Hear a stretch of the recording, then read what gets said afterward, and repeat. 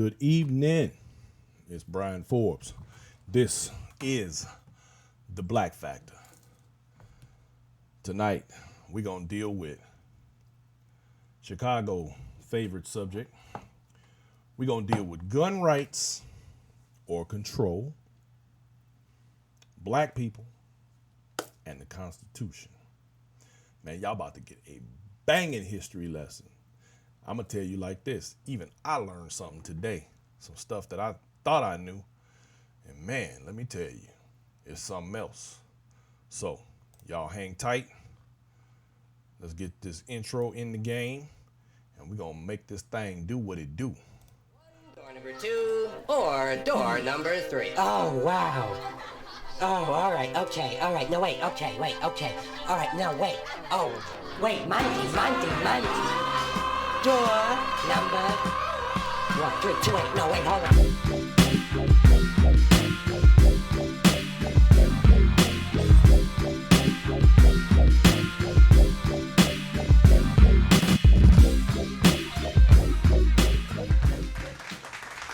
All right. Here we go. We about to get it in, y'all. Okay. Let me start out first. Let me shout out to my granddad. I'm gonna give him a shout out. Today is my grandfather's birthday. He turned 96. Shout out to that man. That's the cat that helped build me into the man that I am today. And like they say, steel sharpens steel and men sharpen men. And I appreciate him. And I can't let him know that enough. I wish I was home in Chicago with him right now celebrating his birthday. But I'm going to get to see him soon, so y'all know what it is. All right, so check this out, y'all. Just yesterday, a cat was on another social media, on a social media platform. And his question was, should black folks teach their kids to shoot? Should black parents teach their kids to shoot? All right. Well, needless to say, I think that is a thing. And I think that, yes, that should happen. Now, the very first respondent to this particular post said, and this, of course, is a Caucasian gentleman. And his response immediately was, absolutely. Not sure why it has to be a race thing. Educate your kids on firearms.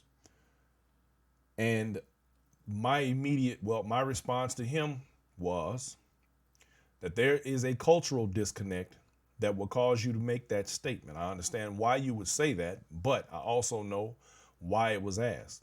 There is a perceived difference in priority on the subject, particularly with geographic and logistic variances that may not affect someone like yourself. The simple answer is yes. Now, what I was trying to convey to him was, you're white, you're privileged, and you don't have the issues dealing with surrounding guns, the use of and ownership of the way we do in the black community, especially in a major metropolis or a large city such as Chicago, for example, Detroit, Baltimore, St. Louis. There are things that people who don't share our skin tone do not understand. Hey, Brunella, thank you. Val, I see you. Alejandro, that's my man. Alex, Regina Freeman, thank you for checking in. Nick, I see you, my man. We're gonna get deep into this one, so y'all need to hang on. It's gonna be a good subject here. So the guy I think he didn't grasp. And the funny thing is, he's from Chicago also, but he wasn't grasping my point because he was trying to understand why it would be an issue of black or white in regard to whether or not we should train up our children to understand firearms.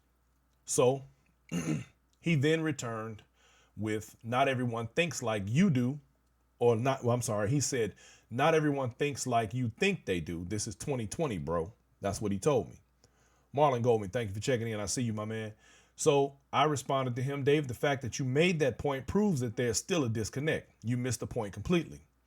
So what I ended up having to get him to understand, he told me that as a citizen of the USA, this is what he said, as a citizen of the United States, you have the right to own a firearm. You can do whatever you want. And that's what he told me. And I clearly understand, and he doesn't understand, that that's just not how this works in the world that we live in, particularly as a black-white dynamic. There are things that he doesn't understand about being black in America. Now, I was trying not to go down that rabbit hole with him. However, he kind of forced my hand. So he told me, he said, but hey, you might not like guns, and I respect that too. Like Black Sheep said, the choice is yours. He wanted to know, why does there always have to be a divide? So here was my response. As you continue down that rabbit hole, let me explain. In the black community, particularly in Chicago, people have long blamed guns as the problem and not the people holding them. Unlike the white community, where guns and their owners, have a completely different attitude. Now, why is this? Black people have been systematically conditioned in a city like Chicago to believe that guns are bad and anyone who is black with one is questionable. In white communities, it's not even a conversation because no one second guesses having guns.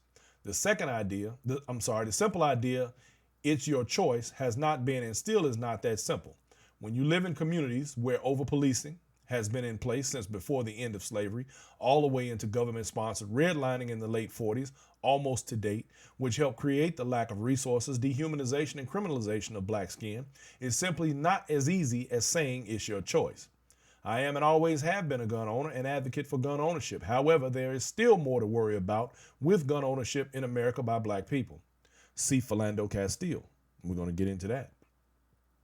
We don't simply have the luxury of simple choice as white people, despite white people in their bubble believing all things are equal for all people, which is the same reason why you have people saying things like all lives matter.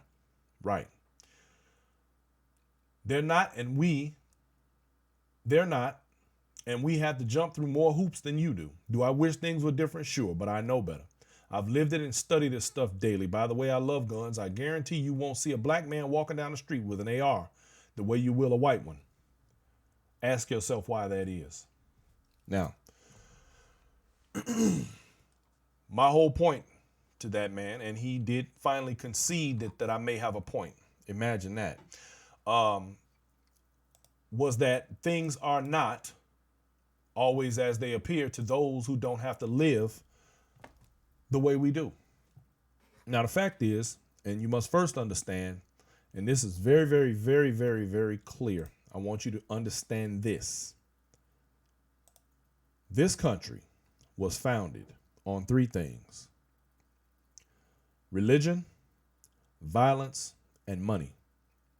Now, that particular picture that you're looking at right there, that's called Choices. I created that piece back in probably 2002 or 2003. And it is, fortunately, still a bestseller.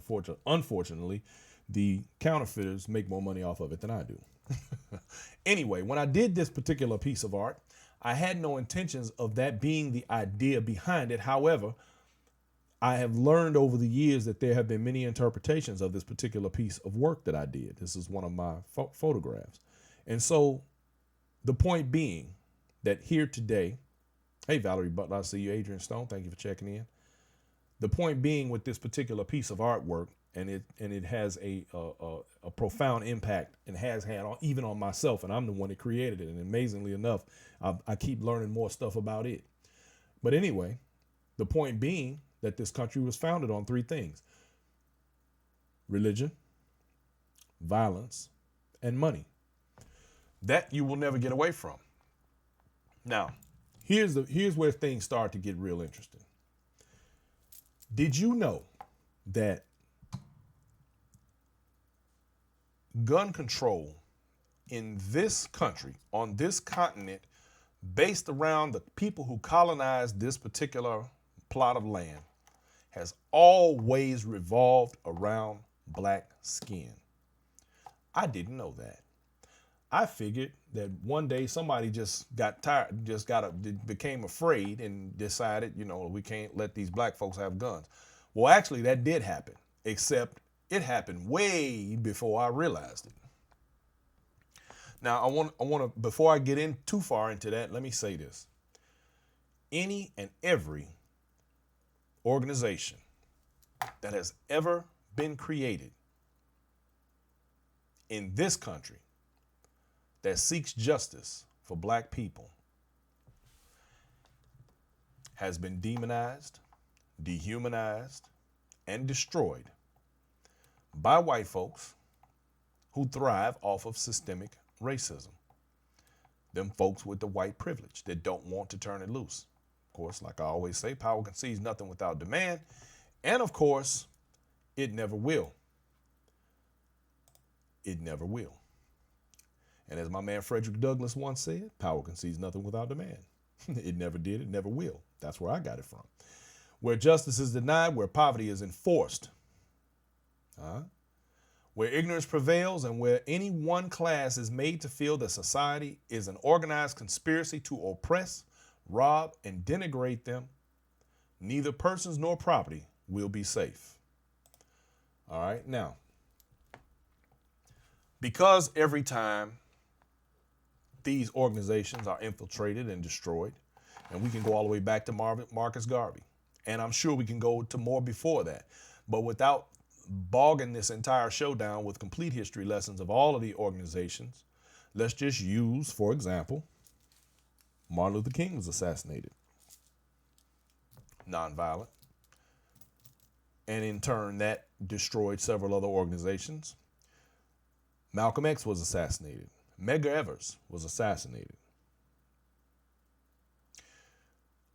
The Black Panther Party had many assassinations, as well as the organization being infiltrated and destroyed, dehumanized, of course. In fact, we had a street gang in Chicago that started as an attempt at a political party, and then was demonized, dehumanized, and it eventually, because of the circumstances, turned into a street gang. And they, in fact, had the same ideas and ideologies as the Black Panther Party, which was to police the police and to take care of their own communities. But of course, again, they were torn down, destroyed, and moved out. Right now, we're dealing with a very similar situation. But what makes it even worse is when black folks buy into the same rhetoric, and through their conditioning and assimilation and acceptance of violence, they're also contributing to the destruction of those organizations, those institutions, and those who would have their back in regard to making things better. They allow it. We say Black Lives Matter in regard to police brutality. And then others say, when I say others, you know who I'm talking about, all lives matter. So in other words, the hell with Black lives. That doesn't matter to us. So the hell with Black lives and all lives matter. See, again, marginalize, tear it down, because we don't want you all organizing. We don't want you all to become one. We don't want you to begin to think as a collective, because then it means our demise. I'm going to show you during this segment how gun rights and gun control has always been about black people. It is amazing to me what has happened in regard to guns in this country where black people are concerned. We literally have had our finger on the pulse the whole time of how gun laws are made, and we never even realized it. But I'm going to show you tonight. So, no matter what we do to uplift people who have been beneath the boot of white society, they always manage to find a way to keep black people with a shoe print on our back.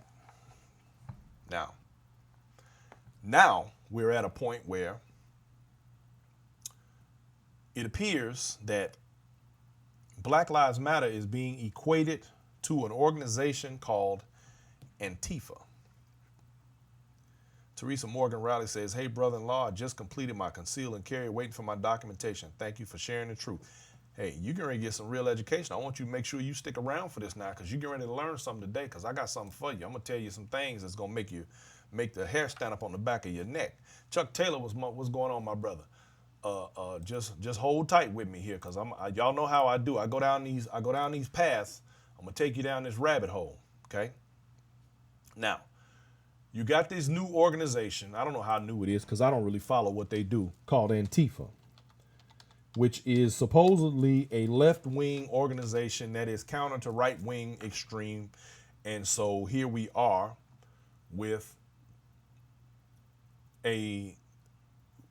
where white society, I don't even want to say white society because there are too many white folks that have been operating on our behalf in regard to attempting to get police reform. However, within that, we also know that we have agent provocateurs, which we've discussed at length on this show multiple times. We have individuals who are working against what is trying to be done to make things better. However, and they're making, see, here's what's happening. You get a bunch of people out there that say they're with Black Lives Matter or they're with this or they're with that. And then they do things like burn stuff down, graffiti all over stuff. Listen, graffiti ain't never been a black folks thing.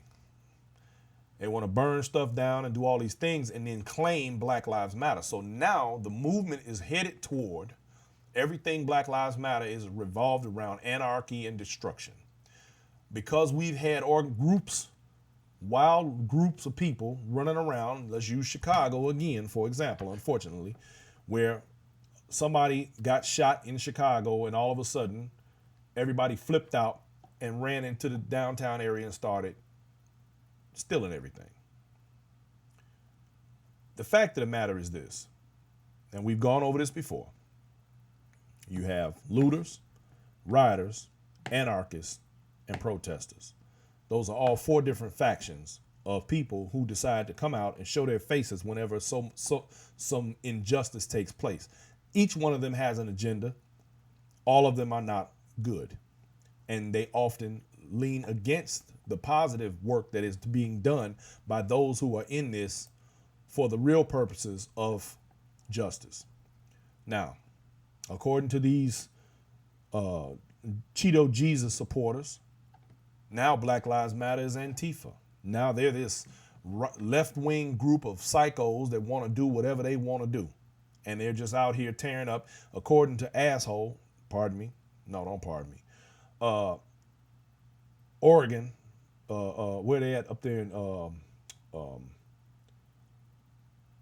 know what I'm talking about. He claims it's burning. Every day the whole city is burning. See, and he keeps fueling this garbage. Now, according to these same conspiracy theorists, these QAnon people and all these other wackos, George Soros has been the sole provider for Black Lives Matter to the tune of over $1 billion, and nobody is talking about. They're talking about where all the money go and all this. See, this when we have a person in a position of high, thank you, Poppy Portland, of high authority, and they go around telling all these lies and making up stuff just to muddy the water because he's so scared he's going to lose. He has to lie to try to win. Lie and cheat to win. What are we teaching our children? What we better be teaching our children is to pick up these arms. And this is why. Now, they all hate George Soros because he's funding Black Lives Matter. They hate Black Lives Matter. Why? Because Black Lives Matter means black people are sticking together behind a movement for justice. Because black people are sticking together behind an idea that means that you cannot continue to oppress. That's not what they want. Now let's go back to the episode where I talked about the Second Amendment and what it was really designed for. And in case you missed that show, I'm gonna just drop this on you right quick. Second Amendment had nothing to do with the idea that yes, you can bear arms and keep a well-regulated militia, but the whole idea behind that was to control slaves. And I'm going to say this like I always do. Don't believe me. Look it up. The information is out there. It's out there. Now, why do they hate George Soros so much? Well, first of all, he's Jewish. Oh, he's Jewish to begin with. Okay. Then, if you remember, old baby fingers in them were marching in Virginia a couple of years ago with their tiki torches, shouting, "Jews will not replace us." Remember that? The Jews were not going to replace them.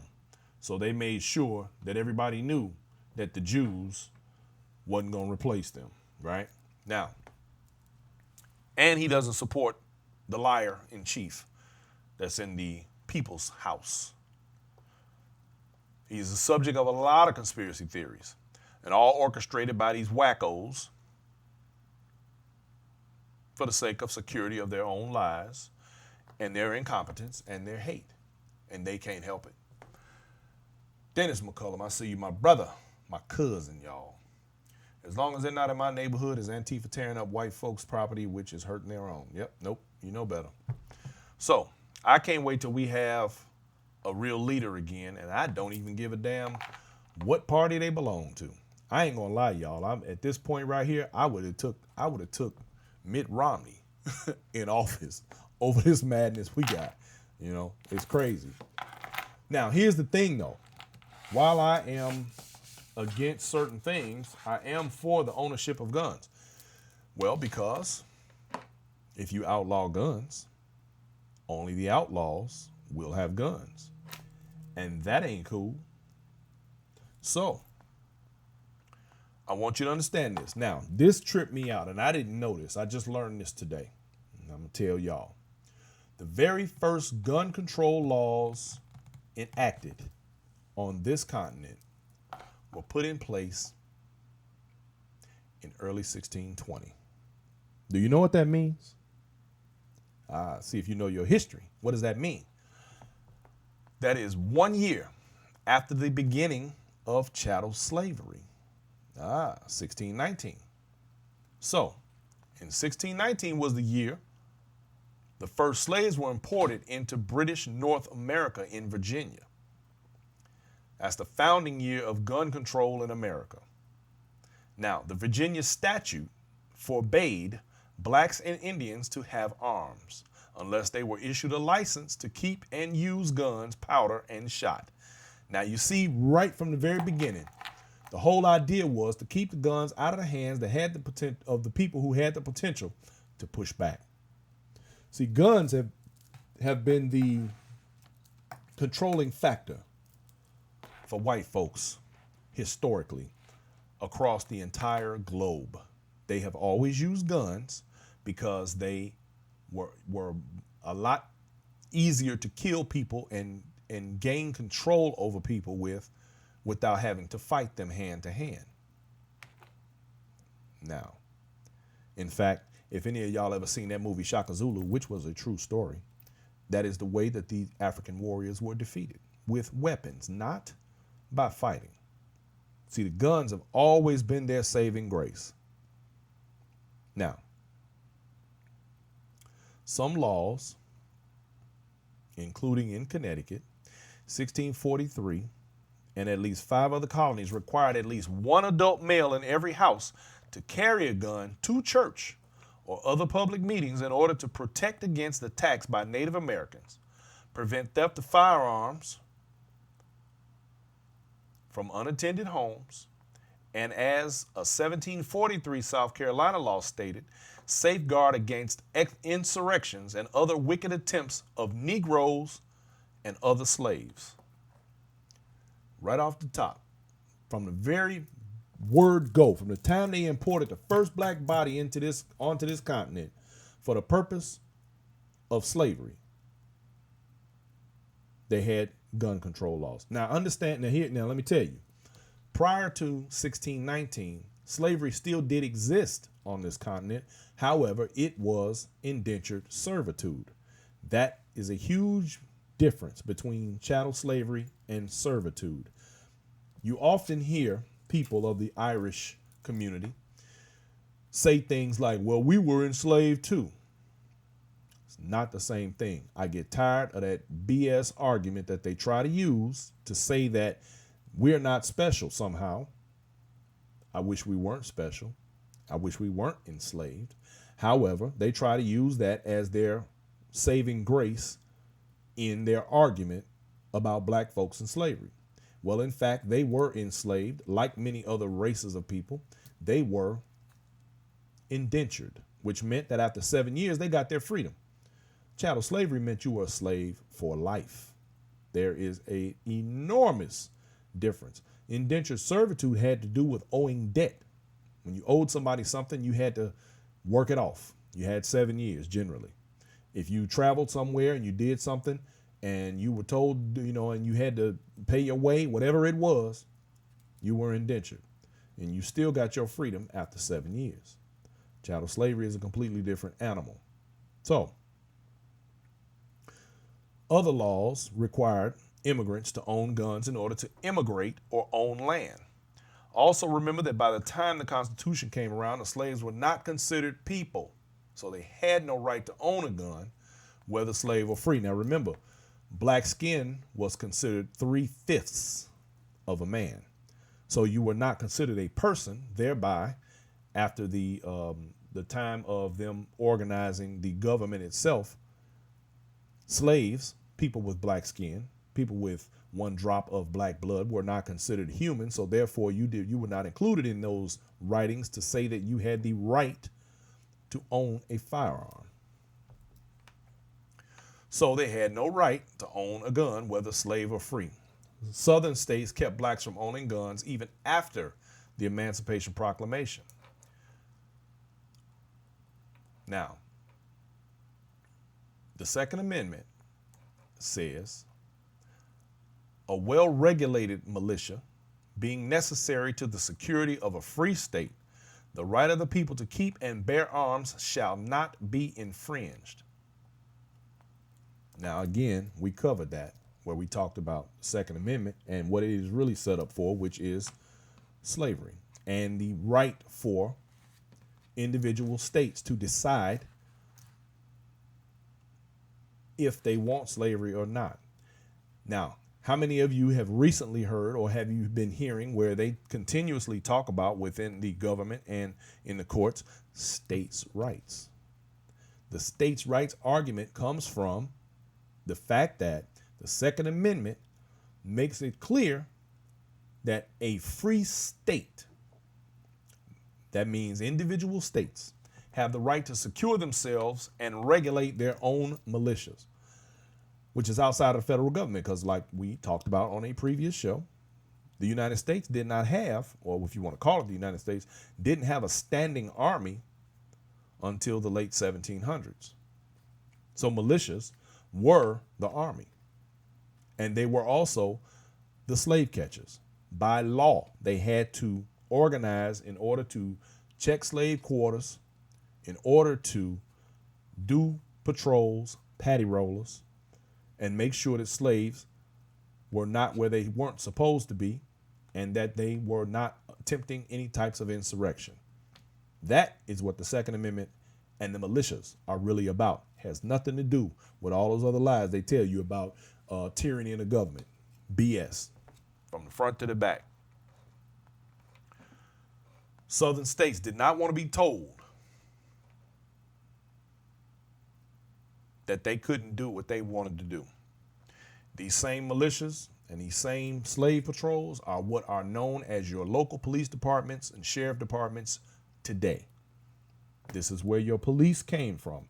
And for those of you that are with me tonight that don't know that, check on our last episode where we talked about that very thing. I went into detail and I explained how we came from slavery all the way to police today and the reason why we're going to continue to be treated the way we are, because the system has not been changed ever. It is not going to be changed. The only way we're going to see justice in this country is if the Constitution itself is ratified and the Second Amendment is corrected.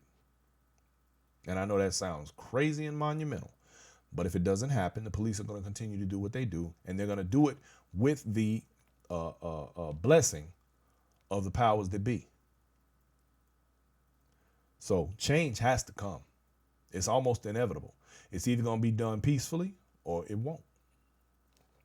Which brings us back to the guns. So the thing is this.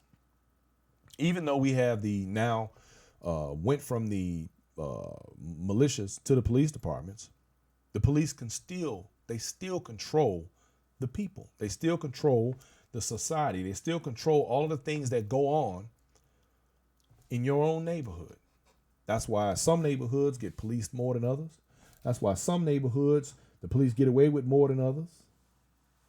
A lot goes on, and a lot of people like to deny these things. However, they're true. Just because they don't like it or they say something else doesn't make it less true. They still control the people. And you couple that with the laws that are all unequally applied. Then you have another dynamic, and I'm gonna piss some people off with this one. You have black police officers. And unfortunately, I don't believe that a lot of black police officers really understand that they are pawns. They're being used. See, when one of these white officers gets into a black community and gets to cutting up sideways, and he does something foul to a black person, that black cop can't say anything. He can't say a word. He's got to sit there and take it. And then they've become so brainwashed. They have Stockholm syndrome. If you don't know what Stockholm syndrome is, look that up. They have Stockholm syndrome. So they think that they are blue instead of black. Then you hear stupid shit like Blue Lives Matter. You're a pawn. Fact of the matter is, you take that uniform off. And when you take it off, guess what you are? You're black. And if you didn't have that uniform on, you would get treated just like the people that you're allowing your cohort to treat in these streets. You will be treated the same. You know that. But yet you allow and you stand behind these blue lines and you think that you're going to get away with these things. You're not. It is unfortunate that we have to deal with them as a subversive force within our own communities. Everybody is not a criminal. Don't get it twisted. If you commit crimes, you do things you shouldn't be doing. No, black people don't want to be around crime. We don't want criminals living in our house. We don't want to be bothered with the nonsense that goes on with people stealing and doing. We don't want that. And I don't know what makes anybody think for 1 second that we condone it or are okay with it. But here's the funny thing. In the black community, if we take the law into our own hands, we're prosecuted equally as harsh. So like that same conversation I had with that white guy, where what he doesn't understand is that if somebody robs him and he shoots them, that he's going to probably get to walk away if that person is black. Ah, yeah, well, he tried to rob him. He's black. But if I turn around and I shoot the same guy in self-defense from being robbed, I'm going to jail. Or I'm going to have to pay a lot of money for a lawyer and I'm going to have to jump through 10,000 hoops to get out of it. Not saying I can't get out of it. I'm just saying it ain't the same. If we attempt to take care of ourselves and don't look for their help, then that's a problem too. See, this is the society that we live in. The same way they're running around here right now calling Kyle Rittenhouse, saying that he's a hero, saying that it was all in self-defense. If he were black, the very first thing out of their mouths would be he's a thug and he should never have been there. Lock him up. But we don't have that problem because who are we dealing with? What are we talking about? We're talking about the difference between black, white, and your Second Amendment rights. You don't have any. Let's keep it 100. All right. See, when them white officers get out there with them black officers, that black officer is giving that white officer the go ahead. Yeah, go ahead and stomp him. He'll be all right. Because he thinks he's one of the boys because he's got on his blue uniform. He's blue. Blue lives matter. No. You can take that uniform off. I can't take this skin off. I cannot not be black. It's as simple as that. There's a false equivalence, but these are the type of things that racist and hateful people come up with to justify their wrongdoing, their dirt, their foulness. You stink. You foul. They pretend that they're enforcing the law while over-policing the black communities and oppressing an entire race of people. I want to see just as many squad cars rolling through white neighborhoods, pulling people over and making them grab the hood, tell them stand there while they search the car. You ain't going to see that. And they moving more drugs than we are. Stop it. They got more guns than we do. But ain't nobody going to deal with that. Don't want to talk about that. Don't nobody want to talk about that.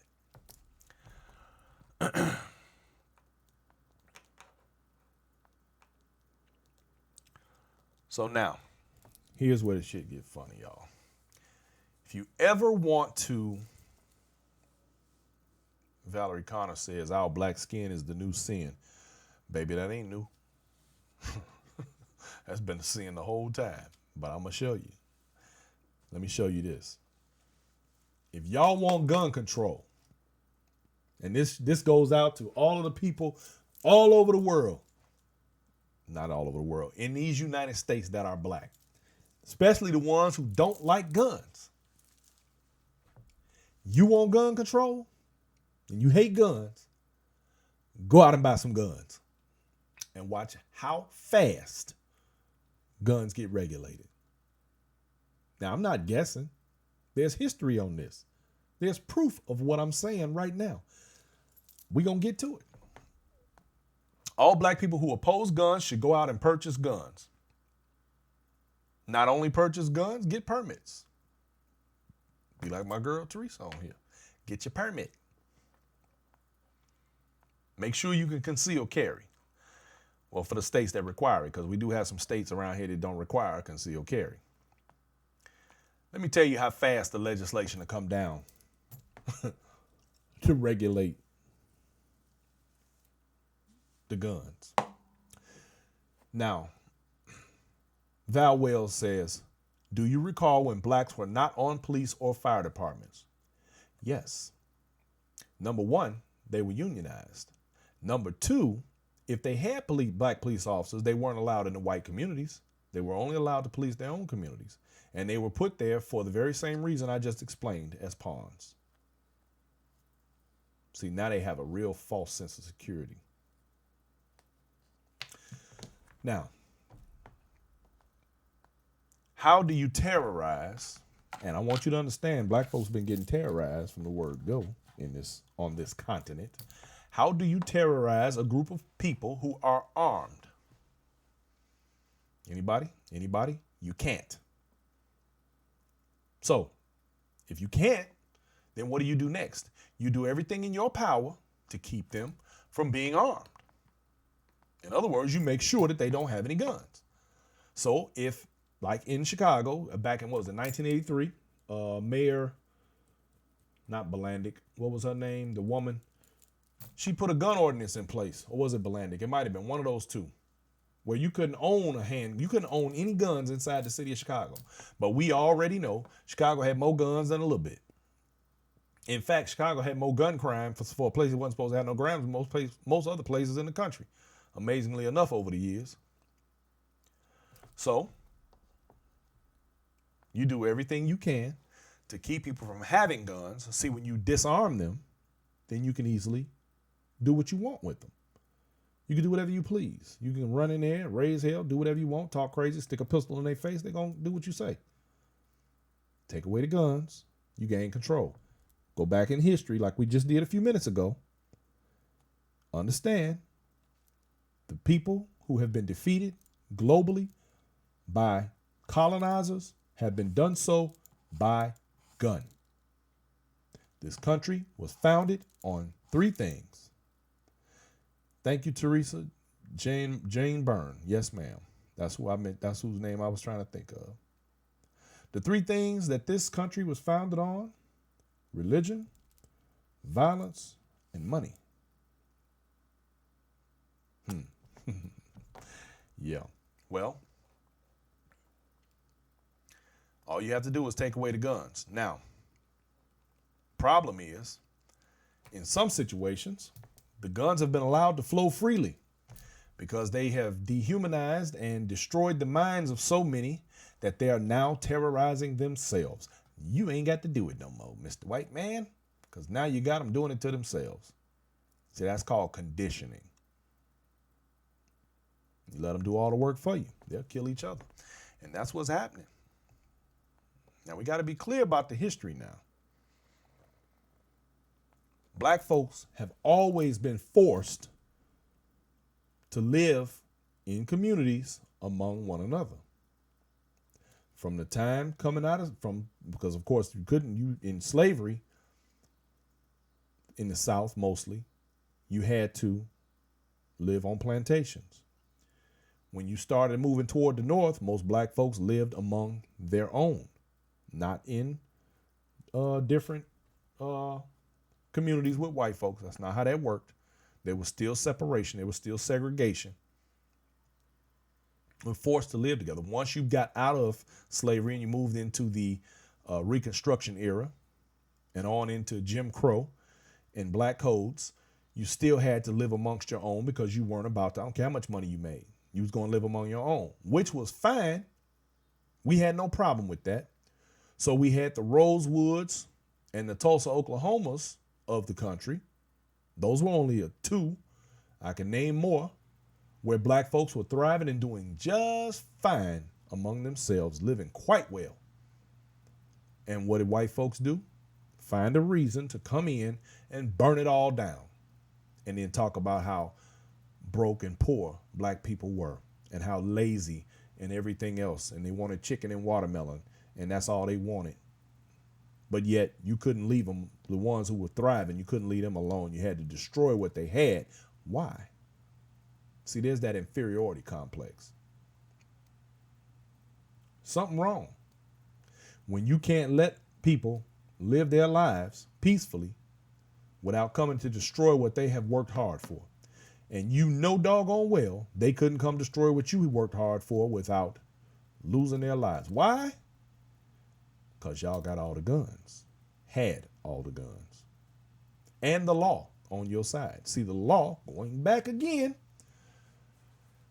1776, time of the Constitution, it was written so that white folks, no matter what happens, will always maintain a level of systemic superiority over anyone of color that at that time was Native American or black. And it didn't matter, because even if they went out and killed a black person, the law was still going to be on their side. See? Now, let's not forget about all the way up into the late 1940s, government-sponsored redlining. When the government would not give loans to GIs. And of course, a bank wasn't going to give you a loan if you weren't a GI, unless you bought a house within a particular area. And of course, within that area, there were our own people. So you wasn't getting ready to go buy a house in a white neighborhood. And if you did, they would harass or burn you out of there. So you weren't going to live there anyway. And no police or fireman was going to say, oh, well, that's arson. Nah, because a white person said it. Well, you can't, they shot up my house. Oh, you sure you didn't shoot up your own house? See, people want to pretend like this stuff didn't happen. They want to ignore the elephant in the room. This shit is real. This is how we ended up where we are. This was legal. The law. Got to remember, at one time, slavery was legal. The killing of black people was legal. And people don't want to vote. And people don't want to try to find better candidates to put up and create a party that benefits us. And they want to talk about how the system is against us. The system is not against us. It's that you won't learn the rules and operate within the rules to win, which we've always done when we decided that's what we wanted to do. Make them change the laws to work for you if you're not satisfied with the way they work. You got to vote to do that. If you don't like who's up there to be voted for, then find somebody who's better. Make the platform real. Stop just talking about it. You can place any group of people, I don't care if it's white folks, in a fishbowl with no resources or food, and you watch and see if they don't turn on each other. Lack of resources will make you do a whole bunch of things, which is what we witness in the black community all the time. See, people talk about black folks as crabs in a barrel when we get to talking about our own sometimes. Let me be clear. Crabs don't belong in a barrel. So there's that. And because they don't belong in a barrel, of course they're going to try to get out, and they're going to try to get out sometimes by any means necessary. Sometimes it's going to be at the demise of another crab. It is unfortunate. but it's real. Don't blame the other crabs for trying to get out. It's in their nature to survive. You have two senses, fight or flight. Which one? You either gonna fight or you gonna run. They're gonna try to get out. Now, in portions of the black communities in places like Baltimore, St. Louis, Chicago, we're suffering from decades of this trying to get out, trying to do better with nothing. Yet, when we try, or when we use what's available, which is not sometimes the best things, of course, then we set ourselves up for the prison industrial complex, which we discussed in our last show. See, all of this is tied together. I say it to y'all all the time. Everything that you hear me talking about on each one of these shows, it ties together. If you watch all of these shows in succession, you'll sit there with your mouth open because you'll be like, wow, I just never realized this is the way the system was actually set up. You hear people talk about the way the system was set up, but what you don't hear is how I break it down to show you why we are where we are and what we can do to change it.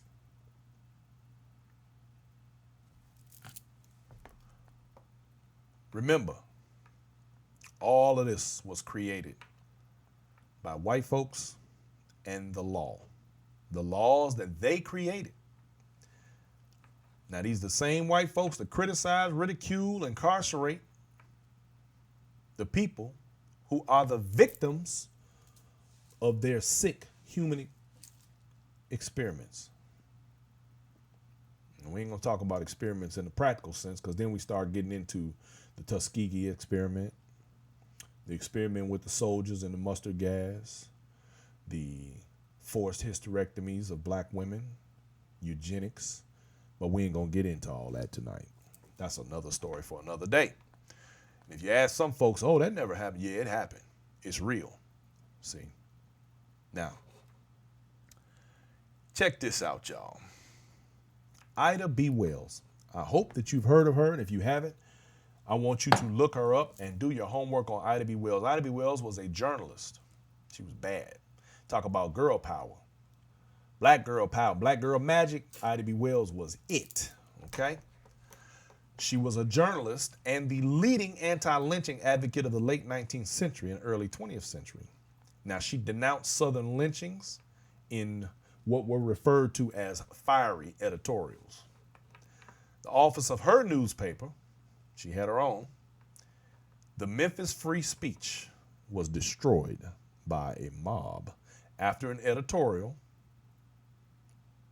that basically said that the frequent charge of rape, often coming long after the purported fact, raised as many questions about white women as about black men. Because you got to remember, see, another one of those stereotypes that goes with the black man is that we are sex starved and crazy and we got to buck our eyes and show our teeth. Yeah, whatever. Anyway, needless to say, she was run out of Memphis. Now, on June 25th of 1892, Wells planned an iconic article for the New York Age. Now, that was a newspaper, a black newspaper in New York. It was called the New York Age. And she penned an iconic article, which was reprinted in a nationally circulated pamphlet, The Southern Horrors, after noting cases in which lynch mobs had been defeated by armed blacks. So these lynch mobs came, they wanted to try to test the water. But this time, they was armed. Wells continued, the lesson this teaches, now this is what Ida B. Wells said now, the lesson this teaches, and which every Afro-American should ponder well, is that a Winchester rifle should have a place of honor in every black home, and it should be used for the protection which the law refuses to give. In other words, get your gun and take care of yourself. Robert Wilson, I see you, my brother. Thank you for checking in. Get your gun and handle your business. Now, this is Ida B. Wells. All right. She said you need to have a Winchester in the crib. But the funny part is, I'm going to tell you why she said Winchester. Hold on. When the white man, who is always the aggressor, knows he runs a great risk of biting the dust every time his Afro-American victim does, he will have greater respect for Afro-American life. The more the Afro-American yields and cringes and begs, the more he has to do so. The more he is insulted, outraged, and lynched. Now, y'all heard that, right? That's what Ida B. Wells said back in the day. In other words, the great equalizer, as Dennis McCullum typed earlier in the thread on this feed. The great equalizer. That is the tool that has been used by them for centuries to control others. Thing is, now we have the ability to wield that same control. The only difference is that the law doesn't work in our favor. However, this country was founded very much in that same way. Wells' article provoked furious denunciation from the Southern white press. You know, they was mad. So, why were Winchester rifles so prominently mentioned? At the time, it's kind of like your AR-15 of the day. At the time, Winchester held 29% of the U.S. firearms and ammunition market. Winchester had introduced the first mass market repeating rifles. See that? You had your first, you know what I'm saying? You get them things off. In the 1861 Henry, and then the Winchester Model 1866. Next came the Winchester Model 1873, the gun that won the West. Have y'all heard that before? If you ever watch any of those old Westerns, they talk about that. Many other popular repeating rifles and shotguns were also on the market, but the whole idea was to have a repeating firearm.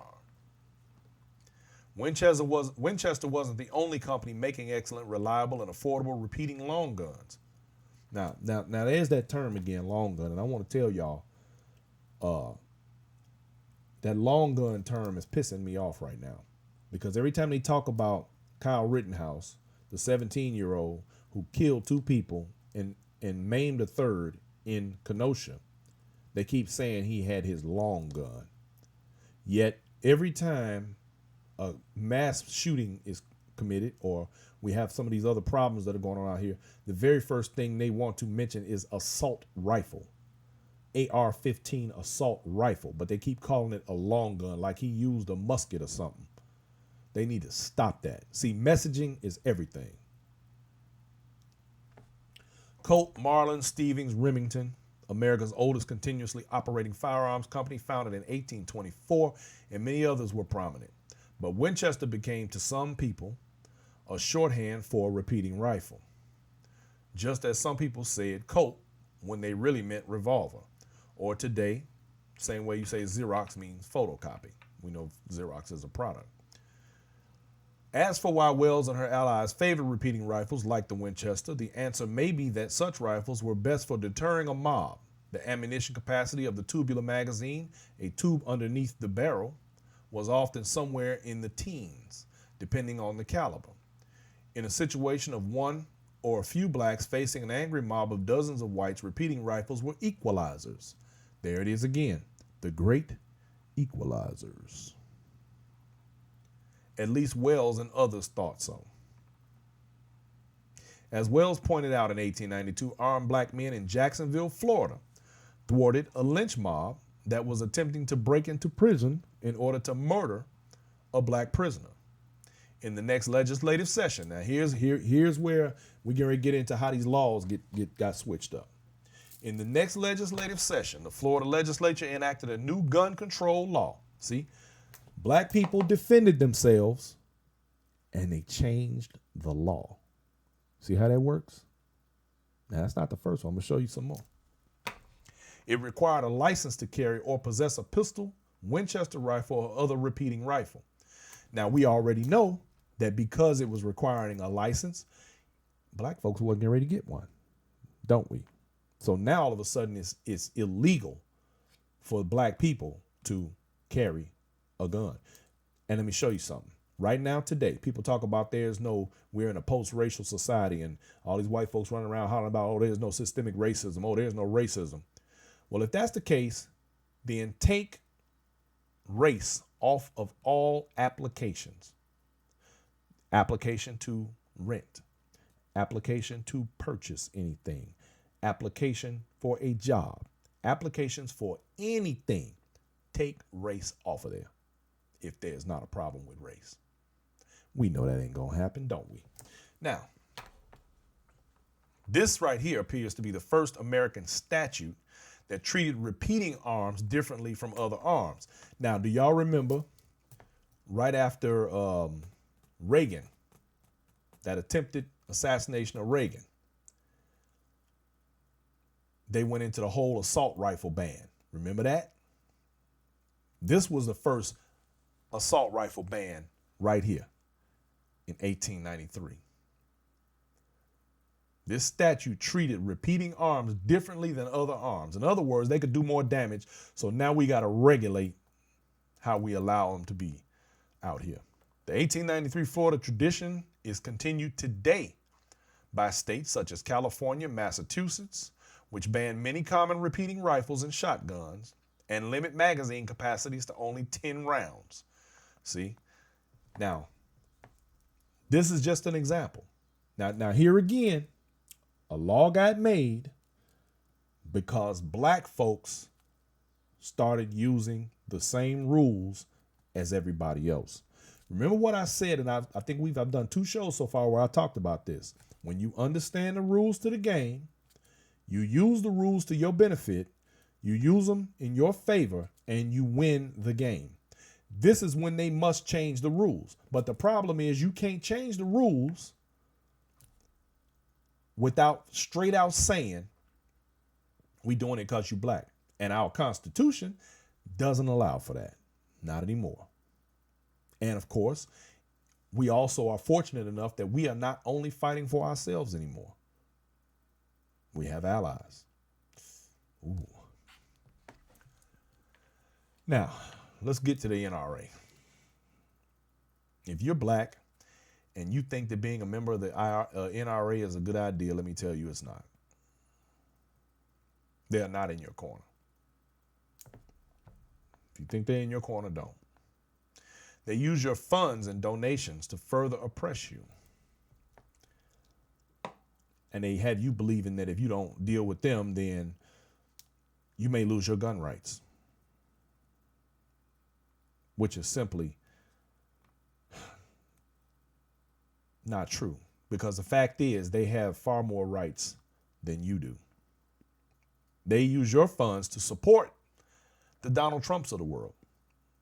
They are part of the right wing that make room for people like an oppressive person to continue oppressing you and creating laws that basically say, because I'm going to be honest with you, if he gets another 4 years, don't be surprised if you do see legislation come down the pipe where they say, oh yeah, black people can't have guns.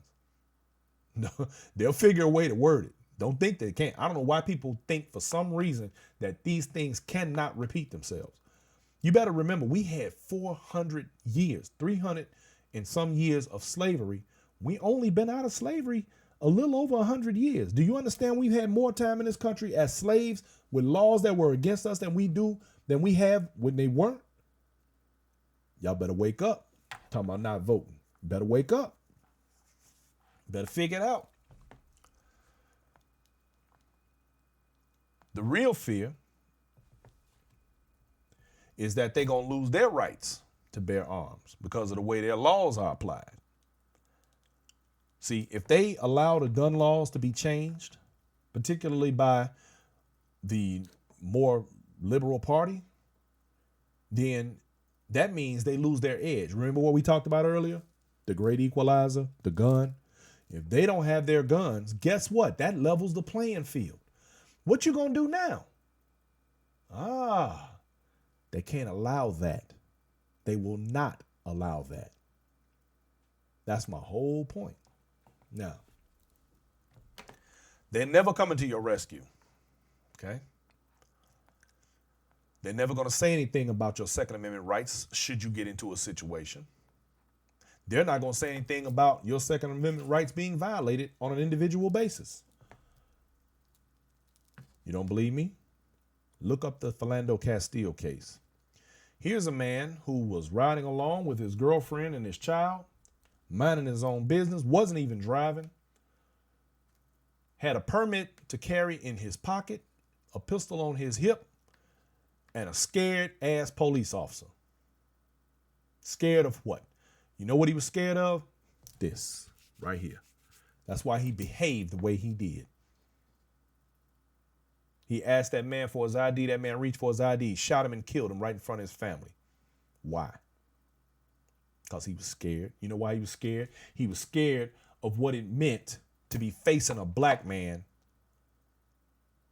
with the same thing he had. So he felt like, I'm going to kill you before you kill me. Imagine that. Dennis McCullum says there's more of us than them. Oh, yeah. Absolutely. I agree. See, people put all kind of false narratives out here. You have to be careful what you buy into.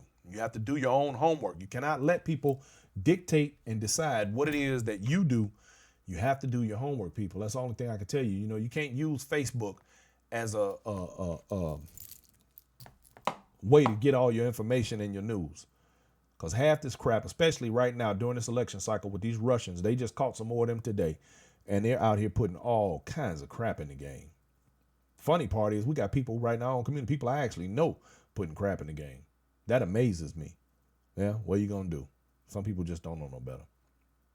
Now, I used to be a member of the NRA myself. I didn't know any better. My wife and I both.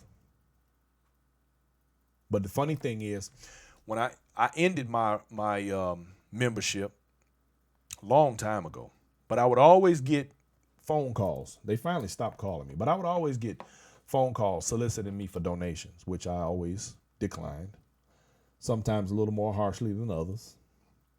But the thing that really pissed me off, I remember when Obama got elected, and the whole time he was in office, I was getting phone calls from them asking for donations because they needed money to stack on the war chest because Obama was going to take their guns. They quit calling because you cussed Obama's going to take our guns. We need more money. We gotta fight. First of all, he ain't never said nothing about taking nobody's guns. He didn't even allude to it. All they asked for was to make it so that folks who was already on the books as having mental issues couldn't get guns. That was the only thing he asked for, and they didn't want that. They finally got it, but then right after he got out of office, they repealed that. So now you could literally be clinically nuts and go buy a gun. That's a damn shame is what it is. But hey, whatever. I guess they figure if you white and crazy, it's the equivalent of being black and normal. Yeah. Anyway.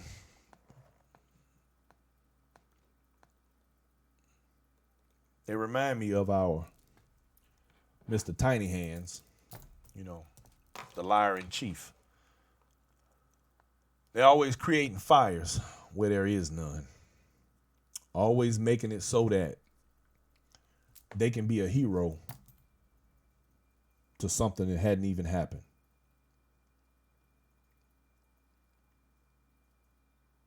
The firefighter who goes and sets a building ablaze and then turns around and jumps on the fire truck to go put the fire out and then tells everybody and goes and looks like the big hero. Look what he did.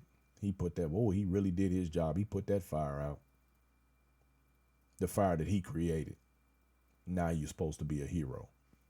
Kind of like this kid, Kyle Rittenhouse, who had no business even being in Kenosha, Wisconsin with a firearm of any kind at 17. Long gun, AR-15, pistol, it don't matter. He's not legally allowed to have a gun. 2 people dead, 1 injured. He was scrubbing graffiti off the walls, and he used a fire extinguisher to put out a garbage can fire. and killed 2 people, and he's a hero in the eyes of white folks. This guy is a stand-up guy. Since we want to get into criminal records and things like that, that young man happens to have a criminal record of his own. Drug possession, some disorderly conduct, a few other. He got a bunch of stuff on there. I read at least 4. And he's only 17. But he's a good guy. Why? Because he goes against the rhetoric that dictates that these people who were rioting are now Black Lives Matter. There's no separation. They're all the same.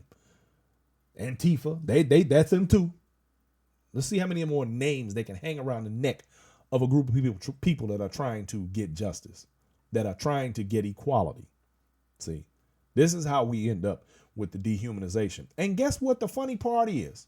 They want to call it Black Lives Matter, but doggone it, nobody black got shot except a kid who got shot 7 times in the back by a damn rogue cop. Ain't that something? None of the shooters were black. Ain't that something? Anyway, the reason why guns will never be removed from this country is because the United States the Constitution, the Second Amendment, clearly states the right to bear arms shall not be infringed. Because it is designed to protect the militia and the slaves, or should I better say the oppressed, or the people who they don't want moving around freely, so they're going to control them. He was a part of a militia that was welcomed by the local authorities in Kenosha. Now, let me tell you, if I'm the parents or family of one of those 2 gentlemen who were killed, or that man who lost his arm, I'm suing the hell out the state of Wisconsin.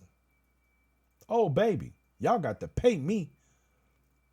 The police department, y'all condoned this underage kid. Nobody checked. Nobody vetted him. Nobody did nothing. This underage kid walking around with a firearm. You so worried about everything else, you neglected to do your job where he was concerned. There's no amount of self-defense that he is going to be able to muster based on the fact that he should never have had the gun to begin with. His gun, not one somebody gave him, not one somebody provided. He's been seen on his TikTok and all his other social media at 16, shooting his gun and putting his gun together, and his mom and them all over there. Come on, man. You're not getting away with that. Ain't gonna happen. Now, during this time of the Second Amendment, they didn't want to completely disarm the citizenry, so the founding generation denied gun ownership to many people, not only slaves and free blacks, but law-abiding white men who refused to swear loyalty to the revolution.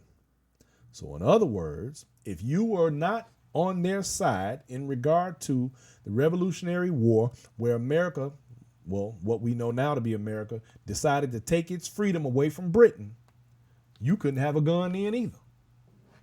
See, anybody that they fear of a black planet, anybody that they fear or think that is going to oppose them and their laws, their rules, and their way of life, can't have a gun in this country. That still holds true. For the men who were allowed to own guns, the founders had their own version of the individual mandate that has provided so controversial. It has proved to be so controversial in President Obama's healthcare reform law. So in other words, the same way you were required to purchase insurance through Obamacare or the Affordable Health Care Act, you were required in 1792. It was a requirement by law, by federal law, that every eligible man must purchase a military-style gun and ammunition for his service in the citizen militia. Now, remember, we talked about the militia in the other episode, and I explained to you that the militia had a requirement of every white male. They say eligible, but what made you eligible was to be white and a man. And you had to, by law, be a member of the militia. You had to, by law, do patrols, slave patrols, to make sure that slaves were in their quarters and where they were supposed to be. You had to search once a month slave quarters to make sure there was no contraband, no weapons, things of that nature, anything that might cause an uprising. You had to literally do this by law. It was a mandate. Okay? When nobody complained about a mandate then, no worry. And they had to pay for it out of their own pocket. Now, that tells you right there, it shows you the control the militia had and what they wanted to do, what they used the militia for. It had nothing to do with all this crap about protecting them against the government. It was about slavery.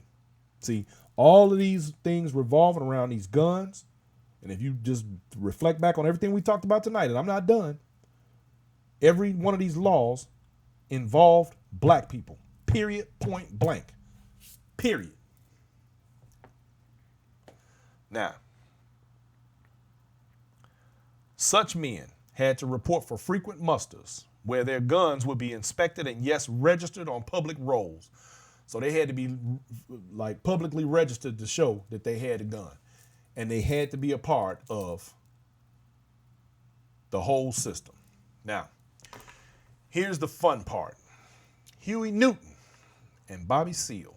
If you're not familiar with those two, let me tell you to make yourself familiar with them. Those are the two, a couple of the founders of the Black Panther Party. Now, Huey Newton and Bobby Seale of the Black Panthers, their view was that the only tangible outcome of the civil rights movement had been more violence and oppression, much of it committed by the very entity meant to protect and serve the public, the police. The paddy rollers, the slave catchers, the militia. The militia. The police. They then organized a march to the state capital of California.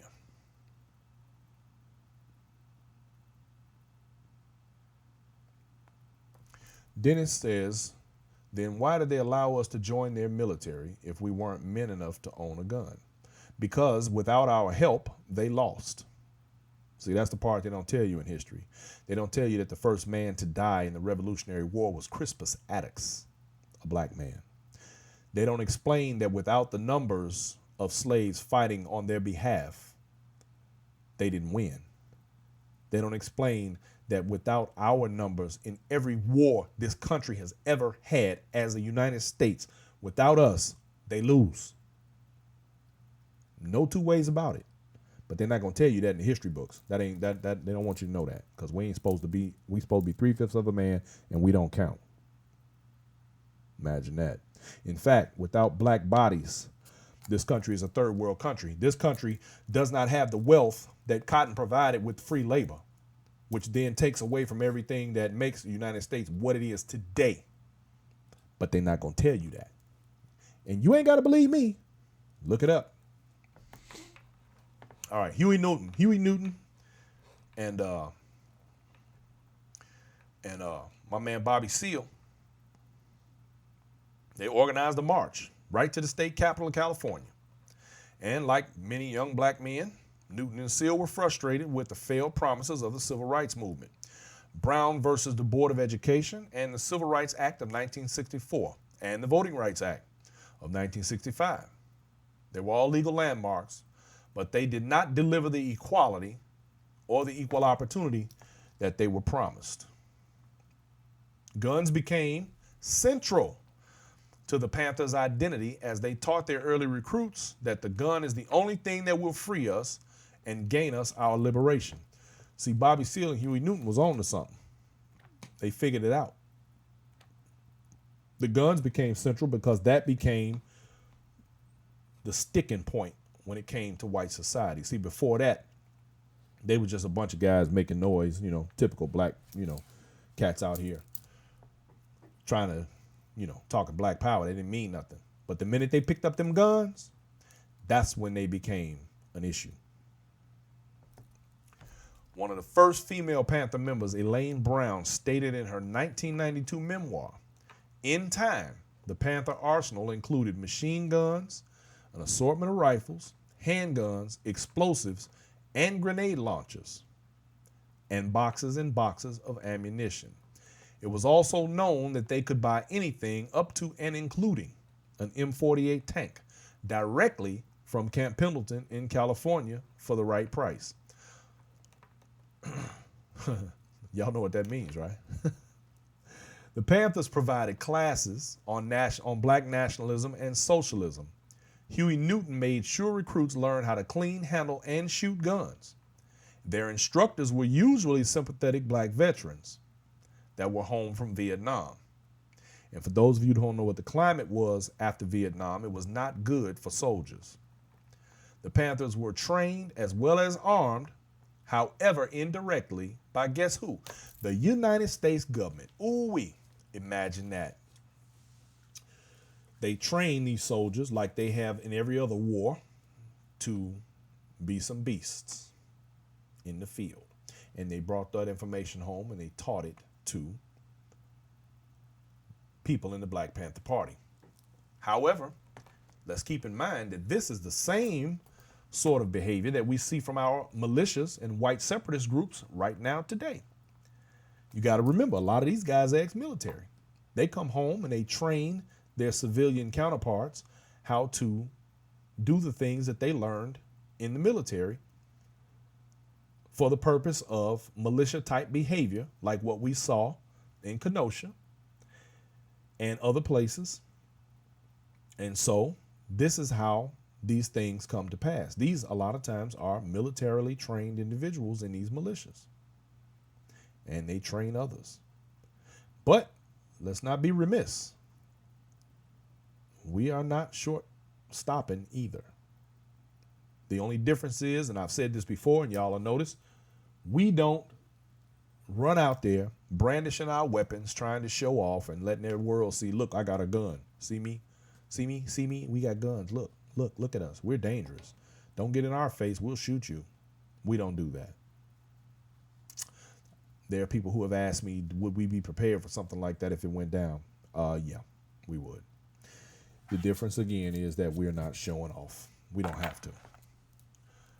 So, the message of the late great Dr. Martin Luther King was one of nonviolence. However, I bet you didn't know, I just bet you didn't know that him and other civil rights activists and most of the people who were committed to nonviolence in that time period all had long appreciated the value of guns for self-protection. Martin Luther King Jr. himself applied for a permit to carry a concealed firearm in 1956, right after his house was bombed. But you already know they didn't give it to him, don't you? Now ask yourself why that is. The man is a preacher, a minister of the gospel, but they wouldn't give him a concealed carry permit. Scared much? His application was denied, but the good thing was, from then on, armed supporters guarded his home. Now, the Panthers took this whole thing to another extreme by carrying their guns in public and displaying them for everyone, especially the police, to see. See what that got them? That's why we don't do it now. Wanted everybody to see them. Newton had discovered during classes at San Francisco Law School, he was a law major, the California law allowed people to carry guns in public so long as they were visible and not pointed at anyone in a threatening way. Now, this clearly goes back to what I always say about learning the rules to the game. See, Huey Newton understood my point when I said that. When you understand the rules to the game, you play the game the way the rules are laid out. And believe it or not, it often works in your favor. See, it's just the fact that they don't expect you to play the game the way it's supposed to be played. They think you're going to break the rules, and then therefore they can punish you for it. But when you play the same game they play, now they either got to change the rules to win or they got to beat you. There's only three ways a person can beat you. There's only three ways a group can beat you. They can outwork you, they can outthink you, or they can intimidate you. Now, which one? Which one are you up to? And if I don't back down from any of them, you got a fight on your hands.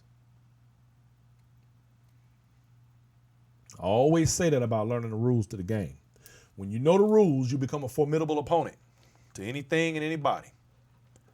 The Panthers took it to an extreme. They carried their guns in public, displaying them for everyone to see. They let you know they was coming. What you gonna do now? So in February of 1967, this is an incident that took place. Some Oakland police officers pulled over their car, and all of them were carrying weapons. That was Huey Newton, Bobby Seale, and several other Panthers with rifles and handguns. When one officer asked to see one of the guns, Newton refused. He said, "I don't have to give you anything but my identification, name, and address." He insisted. This, too, he had learned in law school. An officer asked, "Who the hell do you think you are?" And Huey P. Newton responded, "Who the hell do you think you are?" And he was indignant about it, of course. He told the officer that he and his friends had the legal right to have their firearms. So Newton got out of the car, still holding his rifle. "What are you going to do with that gun?" asked one of the officers. "What are you going to do with your gun?" asked Newton. By this time, the scene had drawn a crowd of onlookers. An officer told the bystanders to move on, but Newton shouted at them to stay. "California law," he yelled, gave civilians a right to observe a police officer making an arrest so long as they didn't interfere. Newton played it up for the crowd in a loud voice. He told the police officers, "If you try to shoot at me or if you try to take this gun, I'm going to shoot back at you, swine." He called him a pig. Although normally a black man with Newton's attitude would quickly find himself handcuffed in the back of a police car, enough people had gathered on the street to discourage the officers from doing anything rash. Because they hadn't committed any crime, the Panthers were allowed to go on their way. See, that's what happens when people stick together. That's what happens when you understand your rights. Y'all heard me say it before. I will say it again for those who did not understand. When you don't know your rights, you don't have any.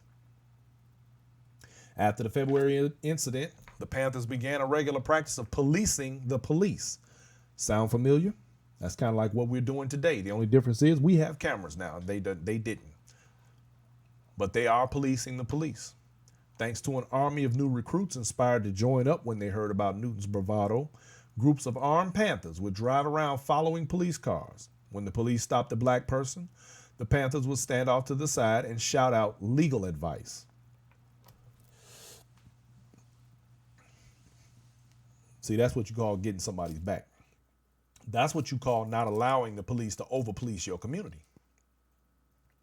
In other words, we're not going to let you just come in here, patty roller, slave catcher, and do as you please. Because I have rights, and I intend to use them. Now, Don Mulford. Now, in case you're not familiar with that name, Don Mulford is the fellow who the law, or the thing they have in California called the Mulford Act, is named after. He was a conservative Republican state assemblyman from Alameda County. That included Oakland. And he was determined to end the Panthers' police patrols.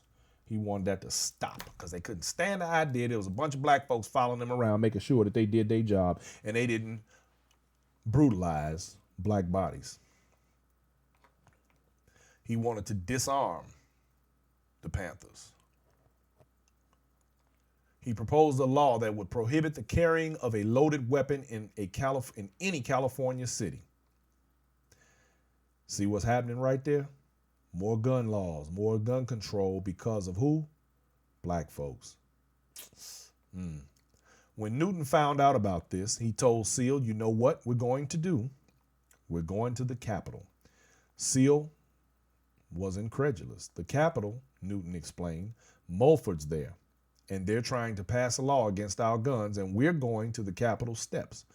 Newton's plan was to take a select group of Panthers loaded down to the gills to send a message to California lawmakers about the group's opposition to any new gun control.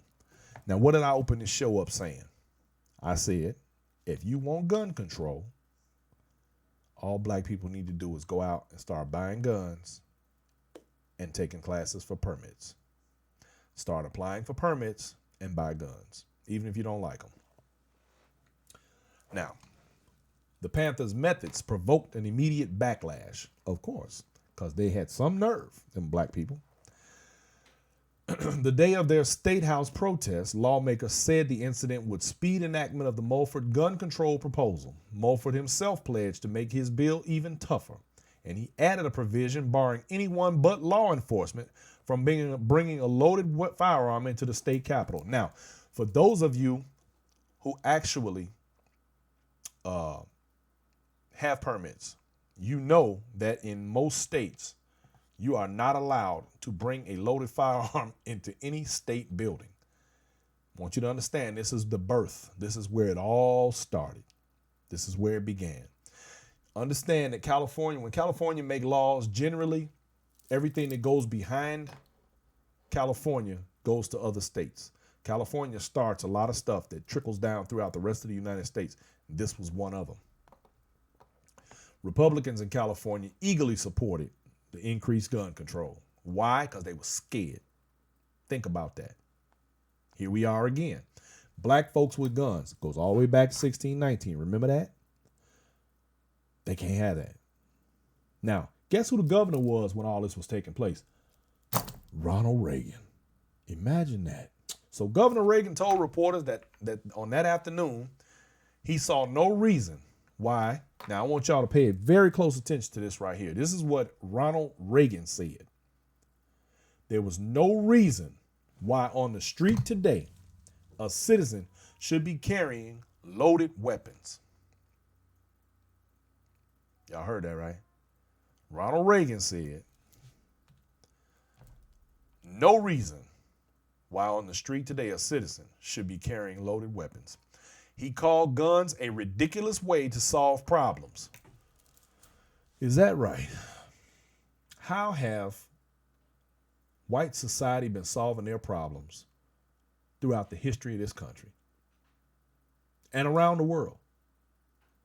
That's a ridiculous way to solve your problems, huh? If only that were true.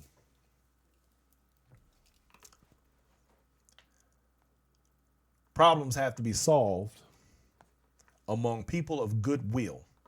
Now, what did that mean? Is he trying to say that black people don't have goodwill? In a later press conference, Reagan said that he didn't know of any sportsman who leaves his home with a gun to go out into the field to hunt or for target shooting who carries that gun loaded. See, he's saying all of this because in his mind, all he's thinking about is black people with guns and sportsmen. He's not thinking about anything else. See, this is the short-sightedness of the laws that they made so that they could have what they wanted. The Mulford Act, he said, would work no hardship on the honest citizen. So in other words, if you was an honest citizen, you didn't need a gun. No big deal. You didn't have this law wasn't going to affect you. It was only going to affect the thugs that were coming to the state building with arms at their sides, loaded and prepared. See, again, legislation created around the fact that the people wielding the weapons were not white, they were black. The laws, however, were written in a race-neutral way, but they were only intended to affect black people. And they were only enforced against black people because, you know, doggone well, the white people got pulled over with guns did not get harassed. See, now the law shifts. And there are those who will apply it properly and those who won't, which goes back to policing and the unequal application of the law and sentencing. But we still live in a post-racial society, right? Because that doesn't happen anymore, right? Again, like Ida B. Wells said, you can't lynch or burn a cross in the yard of someone who is armed without the risk of being shot. You can't continue to oppress people who are armed the same as the oppressor. White people know this and refuse to be disarmed for fear of having the same done to them as they have always been the aggressors in doing. For centuries, black people have been accused of being violent and sex crazed. And the last time I checked, what number of white folks in there raping them slave sisters? Killing them, raping them, selling off their babies. And that happened all the way damn near through to the 60s. Last time I checked, white men was lynching and becoming Klan members and burning crosses and dragging black people. I don't know nobody black that did that. I've not heard of it anywhere in the history books. I don't even know that they had the means to do it. Last time I checked, white folks controlled the laws and the courts and wrote the Constitution. Over-policed and criminalized black skin. I don't know nobody black that did none of that. Last time I checked, white men controlled the media. They made all the lies and stereotypes, made them all true so the rest of the world could dehumanize and treat black people the same way they do. In other words, because I hate them, I want you to hate them too. So here we are. Name one black person that's done any of these things. Somebody explain to me why the KKK has never been disarmed or listed as a terrorist organization and continue to move about freely within this country unchecked. A lot of people like to try to compare the KKK to the Black Panther Party. However, I don't know of anybody that the Black Panther Party lynched. I don't know of anybody that the Black Panther Party murdered unjustly outside of self-defense. I don't know of anybody, any of the atrocities committed. I've never seen them burn any crosses in anybody's yard. I've never seen them go to somebody's house and then try to intimidate them to move out of the neighborhood or any of those things. I've never seen them standing beneath a tree of a dead hanging body, strange fruit as it's called,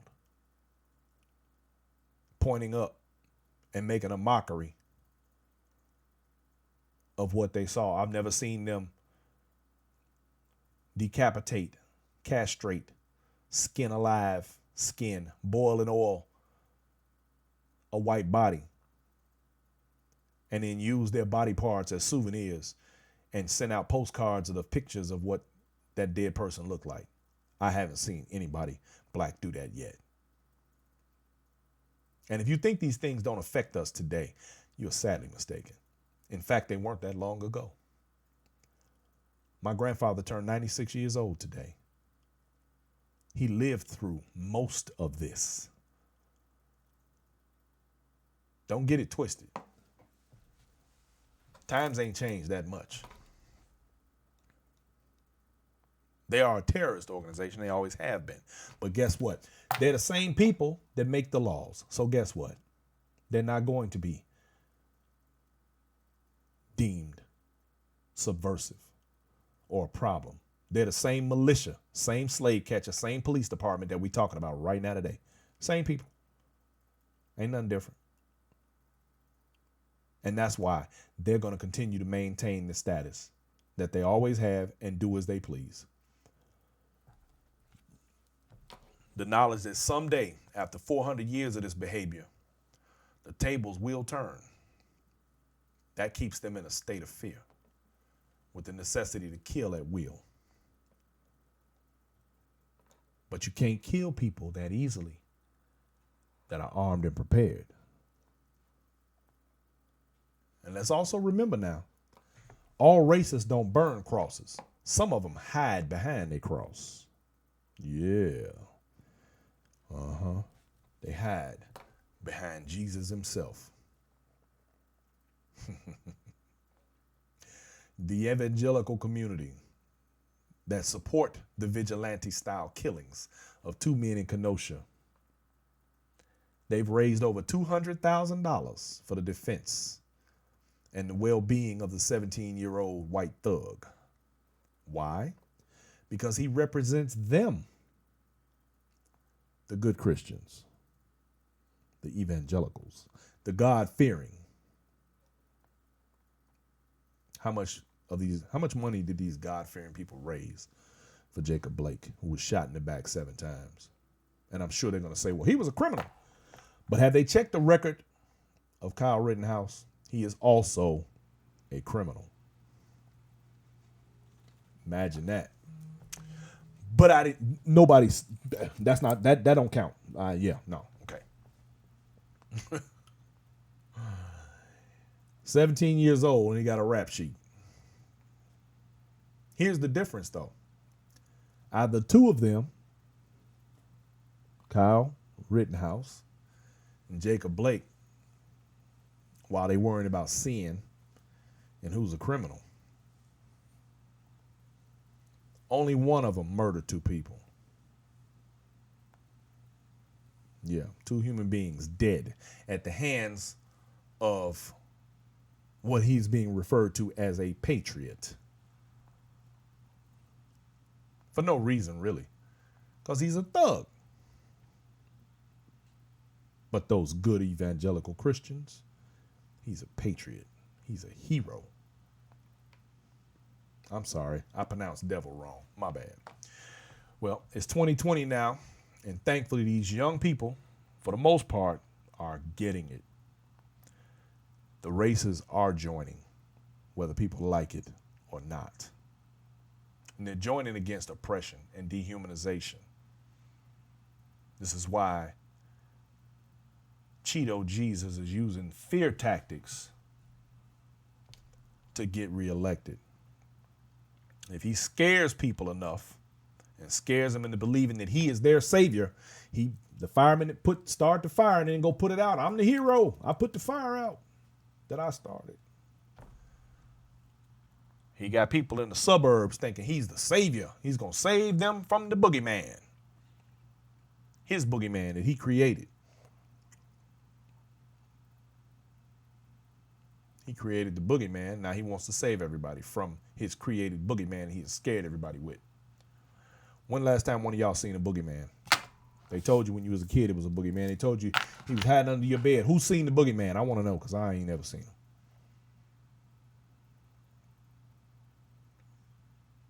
That's the only way he can win. He has to cheat. He has to lie. He can't win any other way. If he had to be honest, he has nothing to say. He has to make this stuff up in order to appear relevant and valid. He's done nothing except pat himself on the back. His arm should be sore. It should be broken off by now. But I tell you what, if he does win, what you better do is be armed because the tyranny is coming. Am I doing like Trump now? Am I scaring y'all? Let me scare y'all. You better get your guns because I'm telling you now, if he get reelected, we're going to need him. We're going to have to fight these people. See, I can do it too. Him and his dog whistles in the suburbs telling all the scared white people to get yourself together. I'm going to save you from, who is he going to save them from exactly? Black Lives Matter, Antifa, anarchists, George Soros. Who else? Because they got a bunch of conspiracies going on right now about who's going to be the one. Hatred like we haven't seen in decades is alive and well right now. All I can say is be prepared to defend yourself against it. We are witnessing it in real time. The difference between now and 100 years ago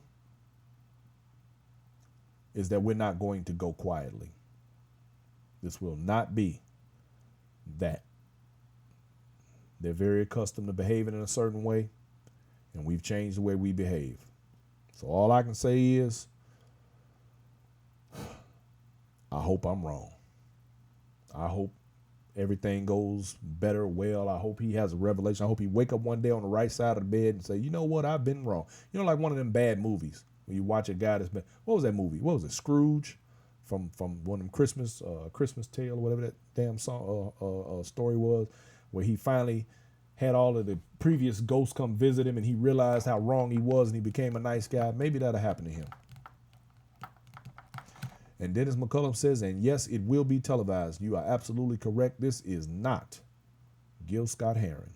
The revolution will be televised, brothers. Ladies and gentlemen, that's been my time. I hope you got something from this. I hope I tied some knots, picked up a few loose ends, showed you which way is up, and made it easy to understand. Because if I haven't done that, then I didn't do my job. Don't forget to get your copy of The Black Factor. You can get that at bmforbes.com. Lots of good information. You need to check it out. You can catch me on Twitch. You can catch me on Twitter. You can catch me on YouTube. Don't forget to subscribe, like, and all that good stuff. And make sure so when we come back on, you'll already have your notification button ready, and we're gonna drop some more heat in the coming days. I think the next show is on Friday, so I haven't decided what my topic for that is gonna be. In fact, I just came up with this one, and I had to get it together for y'all because I wanted to make sure the information was proper, correct, and on point. And like I said before, anything that I've said in here, always be sure to fact check me. Go behind me. If you don't believe what I say, look it up for yourself. The information is out there.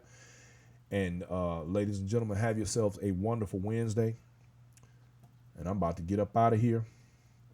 I've been your host, Brian Forbes. This has been The Black Factor, Love, Peace, and Chicken Grease. Door number 2 or door number 3. Oh, wow. Oh, all right, okay, all right. No, wait, okay. All right, no, wait. Oh, wait, Monty. Door number 1, 3, 2, 8. No, wait, hold on.